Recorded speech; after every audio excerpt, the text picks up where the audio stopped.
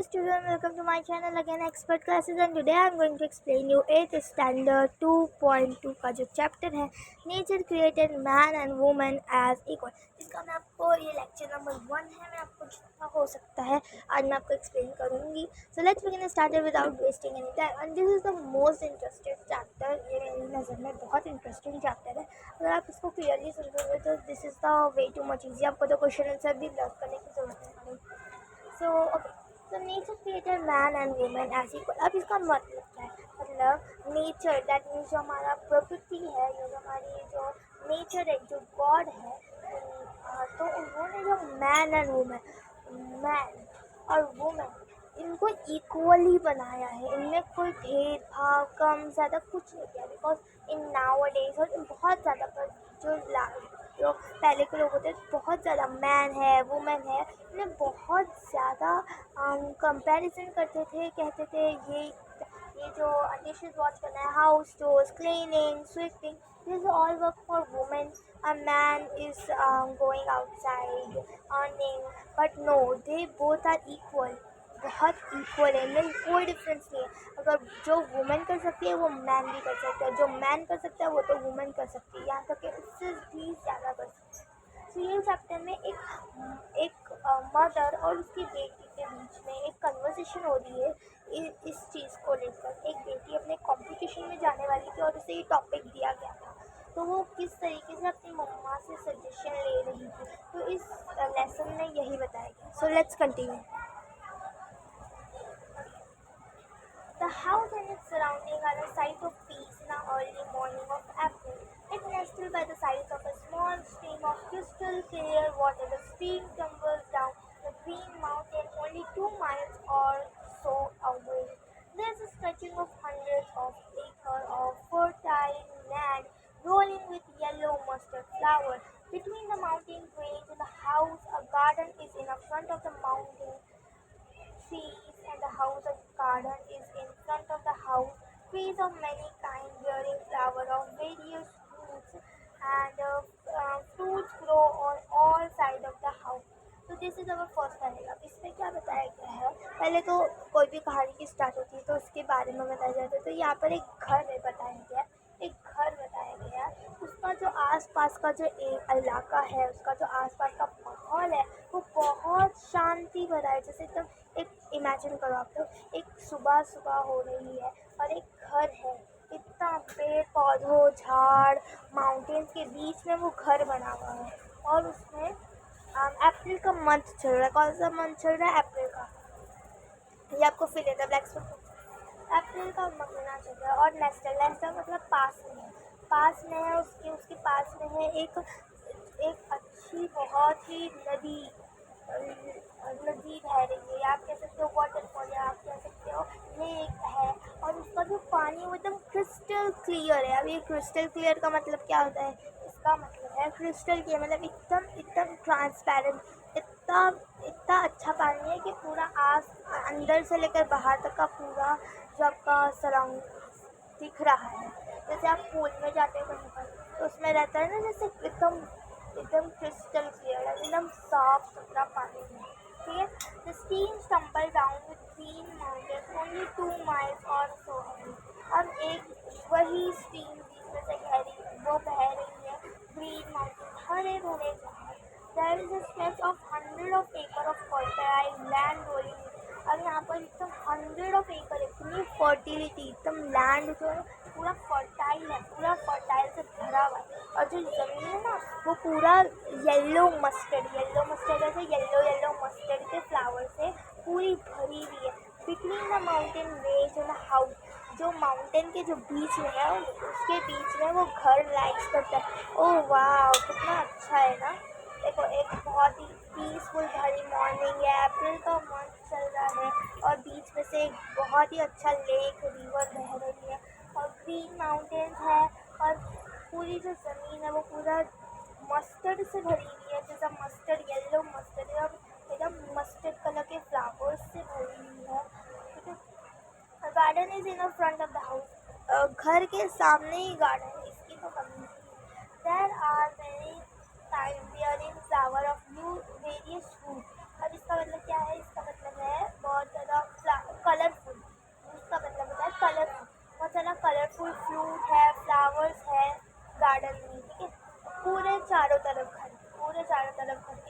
और ये सब वो बताया गया कि घर कैसा है, जो लोगों के पहले का घर है। अब इधर एक और डिस्क्राइब करा गया, the courtyard smell of jasmine with the booms in branch of white pearls, a fragrance mingles and sticks, the burning incense and sticks are glowing at the altar of God in the middle of the courtyard। और ये जो courtyard जो बताया garden, तो इसमें जो jasmine के जो फ्लावर है, जो जैस्मिन के जो फ्लावर है ना, वो मोतियों की तरह चमक रहे हैं, एकदम वाइट पर्ल्स की तरह चमक रहे हैं। और फ्रेगनेंस मतलब खुशबू, ठीक है, एकदम प्यारी खुशबू जो है वो स्मोक की तो आ ही रही थी, पर इंसेंस मतलब अगरबत्ती की स्टिक एकदम कोर्टयार्ड के बीचों बीच जल रही है, और उसका पूरा धुआं धुआं एकदम अच्छा स्मेल कर रहा है, एकदम अच्छे से पूरा गार्डन उस खुशबू से महक रहा है, ठीक है। और जो अल्टर ऑफ गॉड मतलब मूर्ति, जो गॉड की जो मूर्ति है वो एकदम बीचों बीच रखी गई है कोर्टयार्ड, ठीक है। ये घर का डिस्क्राइबेशन। और आपको कुछ how the passage has describe the house, तो आप ये लिख सकते हैं, ठीक है। अभी उसके लोगों के बारे में, अपने घर का तो समझ गए घर में क्या क्या है। Ashandi is in her reading room and is busy writing an article. She is a middle-aged mother of 3 children and a journalist and woman rights activist. अभी इसके घर में रहने वाले लोगों के बारे में सबसे पहले तो है अशंगबी। अब ये अशंगबी कौन है? अभी अशंगबी कहाँ से आ गई? अशंगबी एक जर्नलिस्ट है और वो एक मिडल एज औरत है। मिडल एज मतलब समझो 30 to 45 के बीच में जो वुमेन होती है ना, मिडल एज कहा जाता है। मतलब इतनी भी बूढ़ी नहीं है, इतनी भी यंग नहीं है, वो मिडल एज मदर है। और वो मदर है कितने चिल्ड्रन की? उसके 3 चिल्ड्रंस है। और वो जर्नलिस्ट है, पत्रकार, जर्नलिस्ट, ठीक है। वो एक जर्नलिस्ट है और वो वुमेन राइट एक्टिव्स के, फॉर एग्जांपल अगर कोई वुमेन के साथ गलत हो रहा है, उसको राइट्स नहीं मिल रहे उसके, तो वो उसके लिए भी फाइट करती है, ठीक है। ओके, सो ये पता चल गया middle age of 3 journalist women right actives. Lenthorn, her youngest daughter, enters the room. She is an intelligent girl. Today she was looking thoughtful and she takes a seat by her mother's side. अब लेंथॉय कौन है? उसकी सबसे छोटी बेटी है। वो उसके रूम में आई, ठीक है, रूम में आई। उसका वो आशंगी कहाँ बैठी थी? उसके रीडिंग रूम में। जैसे लाइब्रेरीज होती है ना, बड़ी बड़ी लाइब्रेरीज घर में बना के रखते हैं ना, किसी को बहुत ज़्यादा शौक होता है बुक्स का, तो उसके लिए बना के रखते हैं। तो वो अपने रीडिंग रूम में बैठी थी, तो उसकी सबसे छोटी बेटी है थोड़ी उसके रूम में आई।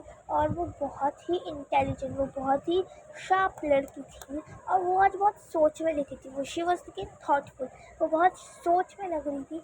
एंड वो अपनी मम्मी के बाजू में आके बैठ गई, ठीक है। At the sight of her child, Ashangbi lovely asked, "Have you finished your study, my dears?" फिर उसके बाद जैसे ही वो उसके बाजू में आके बैठी, उसकी जो मम्मी थी अशंगबी, वो उसको आके बोलती है, बेटा था क्या तूने तेरा होमवर्क कर लिया?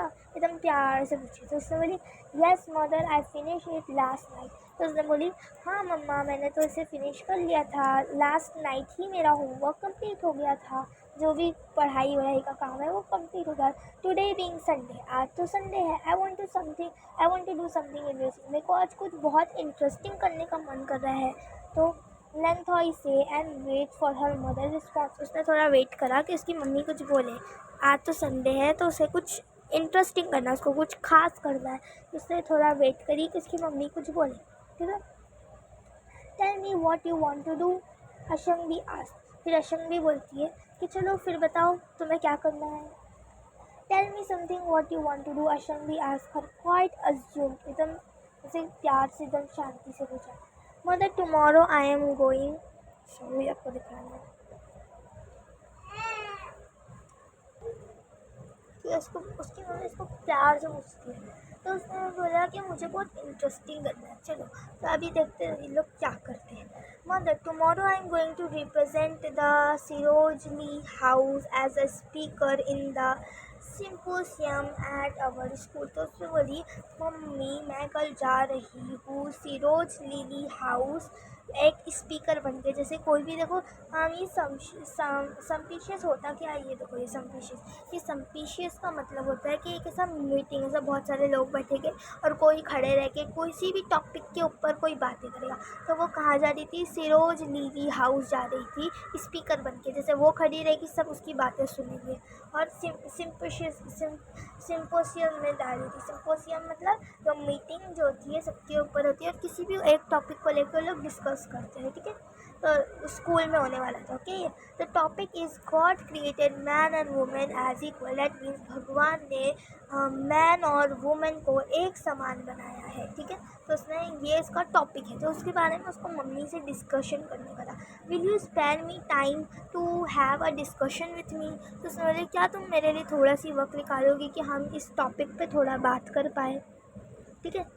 तो हाँ, तो Lanthoi places at her mother time. तो लेंथ्रॉय, फिर उसको लेंथ्रॉय और उसकी मम्मी ने उसको प्यार से बोलती है कि हाँ ठीक है चलो करते हैं। उसकी मम्मी को बोलने लगी प्रेसेस ऑन, ठीक है। Lanthoi had just had a discussion with her father on this topic. Lanthoi उसकी मम्मी से बात करने से पहले उसके डैडी से भी थोड़ा बात करी थी। टोम्बा, हर फादर, उसके डैडी का नाम क्या था, Tomba. Is her husband supportive of the activity of her wife. तभी उसके बारे में थोड़ा बताया गया कि उसने अपनी बात करा था, पर क्या बात करा था उससे बताने से पहले बता दिया है टुम्बा के बारे में कि उसका क्या है। टुम्बा डेट मीन्स लेंथ्रॉय के फादर और अशंगी के हस्बैंड, ठीक है। Tomba her father is a husband supportive of the activities of the wife and a loving father. जो उसके हस्बैंड थे टुम्बा, वो बहुत ही सपोर्टिव, बहुत ध्यान रखने वाले थे उनकी वाइफ के ऊपर और एक बहुत अच्छे आदर्श पिता थे। He is a lawyer and a social worker who advocated the causes of women. वो एक लॉयर थे, सोशल वर्कर, और उन्होंने एडवोकेट किया था वुमेन के कॉजेज में, ठीक है। वुमेन्स के बारे में एडवोकेट करा था उन्होंने। He is always proud of his wife. वो अपनी वाइफ पे हमेशा प्राउड करते थे, ठीक है। The two daughters and his son in time of need, the extend his helping hand with his wife and children and to the society at large. वो उनके कितने बेटी थे, 2 बेटी और 1 सन। वो आपको मैंने बताया ना कि अशंगी कितनी, एक एज तो मॉम थी, और वो कितने बच्चों की मम्मी थी, 3 बच्चों की। तो कौन है वो 3, 2 बेटी है और 1 सन है, ठीक है। तो वो अपनी बेटी, अपनी जो वाइफ है उनको भी सपोर्ट करते थे, अपनी जो डॉटर है उनको भी, और जो सोसाइटी में है उनके भी लोगों का हर चीज़ का ध्यान रखते थे, ठीक है। तो वो इन सारी चीज़ों का ध्यान रखते थे हर वक्त, ठीक है। He does not discriminated between a man work and a woman work anything, ठीक है। तो मतलब ये वो कभी भी ऐसा नहीं करते थे कि ये झाड़ू पोछा मैं क्यों लगाऊँ, ये तो औरतों का काम है, कि तुमको मैं सपोर्ट कर रहा हूँ तो तुम झाड़ू मारो पोछा मारो। This is not their work. वो किसी भी चीज़ का डिस्क्रिमिनेटेड का मतलब होता है किसी भी चीज़ का भेदभाव नहीं करते थे कि तुम ऐसा क्यों कर रही हो, मैं ऐसा क्यों कर रहा हूँ। वी बोथ आर इक्वल, ठीक है। ही shares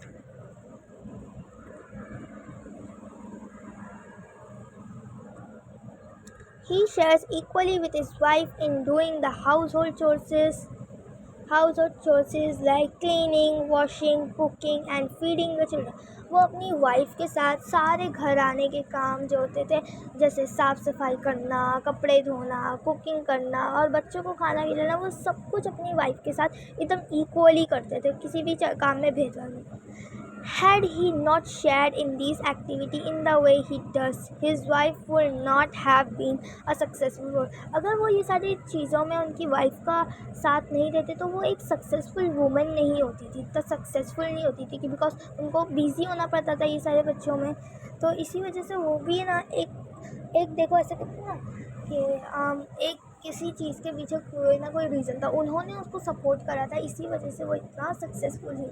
his wholeheartedly believe in equality, inspiration, class, religious and gender. वो एकदम बिलीव करते थे कि इक्वालिटी एकदम इक्वल क्लास होना चाहिए, रिलीजियस में इक्वल होना चाहिए और जेंडर में इक्वालिटी होना चाहिए, ठीक है।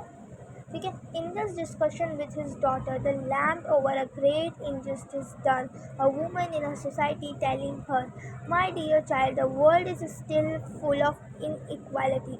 तो यही सारी बातें उन लोगों ने करी कि उसके डैडी कितने अच्छे थे, और उसने उसकी जो मम्मी थी अशंगी, उसने कहा, मेरी प्यारी बेटी देखो, ये जो पूरा जो दुनिया भरी है ना, वो इनइक्वालिटी मतलब भेदभाव करती है जेंडर में, रिलीजियस में, कि तू हिंदू, तू मुस्लिम, तू सिख, तू क्रिश्चियन, क्लास में तू मिडिल क्लास, तू हायर क्लास, तू अपर क्लास, तू लोअर क्लास, जेंडर में तू वुमेन, तू मैन, तू गर्ल, तू boy, no, we are all equal. तो इसने बताया कि ये जो पूरा जो वर्ल्ड है ना, वो इनइक्वालिटी पे बेस्ड है. We have to find the way to break equality between man and women. उसने कहा कि हमें कुछ ना कुछ ऐसा तो ज़रिया ढूंढना होगा, ऐसा कुछ ना कुछ वे ढूंढना होगा जिससे हम इक्वालिटी ला पाए, मैन और वुमेन के बीच में एकदम इक्वालिटी ला पाए. Her father's words are still ringing in the ear of Linthony, and she tells her mother of what her father was doing. तो अभी तो आपने सिर्फ फादर के बारे में पढ़ा है, हमने वो नहीं देखा कि उन्होंने क्या बोला था. तो उसके जो फादर्स के जो बातें उन्होंने बताई थी, वो उसके अभी भी कान में बज रही थी.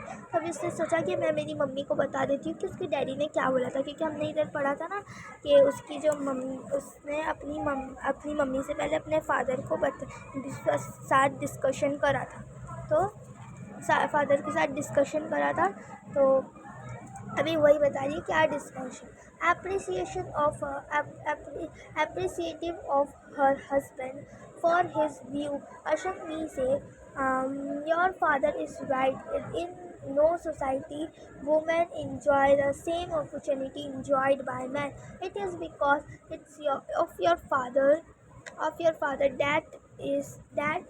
that feel no differences or equality of your father, inequality at home, but outside our home I have seen the women have been subjugated in many ways. तभी उन्हें अपने हस्बैंड की तारीफ़ करते हुए अशंगी ने कहा कि हाँ, तो जब उसने सारी बातें बताई कि हाँ ये फादर ने कहा था, तो उसकी तारीफ़ करते करते अशंगी ने बोला कि हाँ, तुम्हारे जो फादर है, तुम्हारे जो पिता है, वो सही बोल रहे हैं. ये जो सोसाइटी है आजकल की, उसमें वुमेन किसी भी चीज़ को इंजॉय नहीं कर पाती है जैसा मैन कर पाते हैं. मैन कहीं पर भी जा रहे हैं, अगर एक वुमेन कहीं जाती है, मतलब ऐसे हर घर में नहीं होता, अभी कम हुआ है, पर बहुत पहले के टाइम पे बहुत इनइक्वालिटी होती थी. वुमेन और मैन के बीच में बिल्कुल भी इक्वालिटी नहीं होती थी. तो उसने कहा कि जैसे मैन कभी भी किसी टाइम भी बाहर जा सकता है, कैसे भी कपड़े पहन के जा सकता है. अगर कोई गर्ल अगर जाती है तो क्यों ऐसे पहन रही हो, क्यों, क्या जा रही हो, किस लिए जा रही हो, ऐसा मत करो, वैसा मत करो. तो वो जो अपॉर्चुनिटी है ना, वो दोनों सिर्फ मैन ही इंजॉय कर पाते, कहीं जाने की, कहीं आने की. वुमेन को ऐसा इंजॉयमेंट नहीं होता, ये काम करो, वो काम करो. क्यों होता है ऐसा? बिकॉज ये जो इक्वालिटी होती है, ये जो घर में जाते हैं, बाहर जाते हैं, तो इन्होंने बहुत सारे देखा है कि ना सबग्रेटेड वैसे दबाव जमाते हैं, बहुत सारे वेज से ना ये औरतों पे दबाव जमाते हैं. It is against the will of God. ये एकदम अगेंस्ट है. गॉड ने तो ऐसा नहीं किया. गॉड ने मैन और वुमेन को दोनों को इस अर्थ पे, ये दुनिया पे भेजे हैं, क्योंकि वो दोनों ही जॉय ले सके, मज़ा ले सके इक्वालिटी का, लाइफ का मज़ा ले सके, उनकी ब्लेसिंग से बाउंटी ऑफ नेचर एंजॉय कर सकते इक्वली. बट इसका इंसानों ने एकदम गलत ही मीनिंग निकाला है, लड़कियों और लड़कियों में भेदभाव करके. ठीक है. Ashangbi know well that man and women are equal. Ashangbi को अच्छी तरीके से पता था कि जो मैन और वुमेन होते हैं वो एकदम इक्वल होते हैं, इन पर कोई भेदभाव नहीं होता है. who are half of the human race and as important as men. She returns and talks about such topics. Her daughter, through a child, also understands well that her mother is not a person of lesser quality than her father. She says, "Our home is full of love with your mother, with your mother." अशम भी man और women को एकदम equal मानती थी, क्योंकि वो एक half women race पे ही होते थे. मैन को देखो, ऐसा देखा जाए तो मैन और वुमेन दोनों को एक दूसरे की ज़रूरत है और दोनों इक्वल ही होते हैं, दोनों का आधा आधा जो रोल होता है। और वो इस टॉपिक पे लिखती भी थी और बताती भी थी। और उसकी जो बेटी थी वो एक छोटी सी बच्ची थी, पर वो भी अच्छे से समझती थी कि उसकी जो माँ है वो किसी से कम नहीं है, उसके जो फादर है उससे कम नहीं है। और उसने देख लिया था कि उसका जो घर है वो पूरा फुल ऑफ लव्स है, ठीक है। The mother beams with joy at a word of her daughter. As the matter of fact, mother is a fountain of love in a family. That bonds of love is beyond comparison with anything else in the world. It is because of that motherhood has been glorified and women accept the challenge in life to become a mother. एक जो mummy होती है वो ना, ये जो mummy थी उसकी ये बेटी की बातें सुन के बहुत खुश हो गई। और इनफैक्ट ये भी सच बात है कि मदर जो होती है ना वो फाउंटेन ऑफ लव होती है, प्यार का जो होता है ना फाउंटेन होती है, ठीक है। और वो अपने एक मदरहुड के लिए, वो जो अपने ममता के लिए सारे एक्सेप्ट कर लेती चैलेंज। और एक माँ बनना एक चैलेंज होता है और वो सारे चैलेंज को फेस करके एक मदर बनती है। तो ये इतना पैराग्राफ में हमको बताया गया कि मदर क्या है, मदर के लिए किस लिए इसके बीच में लव दिखाया गया था अशंवी और किसके बीच में, क्या उसका नाम था, लेंथोई, हाँ लेंथोई था, ठीक है। अब हम इसके आगे यहाँ से शोइंग से लेकर नेक्स्ट वीडियो में कंटिन्यू करें। आज मैंने आपको बता दिया कि जेंडर के बीच में क्या भेद है। इतनी कन्वर्सेशन हो गई है, उसके आगे की जो कन्वर्सेशन है ये बस 1 पेज है, मैक्सिमम एक ही पेज है, तो यह हम नेक्स्ट वीडियो में कंटिन्यू करेंगे। Thanks for watching. और मैं आपको इसके वर्कशॉप भी दूँगी चेतना की वर्कबुक से। तो thanks for watching, like, subscribe and share with your friends.